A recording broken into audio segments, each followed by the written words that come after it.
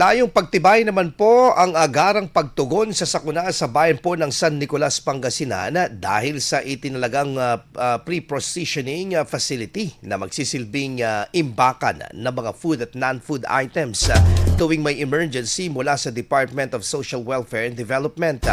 Sa pamamagitan po ng pre-processioning facility po na ito, mas mabilis na maipahatid pa sa mga nangangailangan sa naapektado ng kalamidad ang tulong.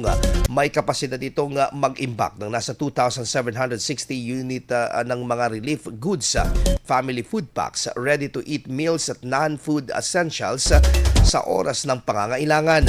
Kasunod ng pagpirma ng kasunduan ay sinagawa pong inspeksyon upang masigurong maayos ang imbakan at sumusunod sa pamantayan ng humanitarian warehousing at handa ang pasilidad sa relief operations.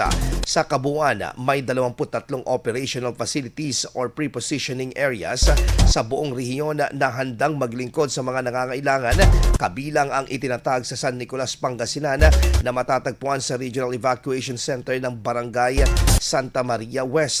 Ayon sa lokal na pamahalaan, alinsunod ang proyekto sa pagpapabilis at pagpapatibay at magbibigay ng tulong sa mga residente ng bayan ng DSWD Region 1 at ng lokal na pamahalaan.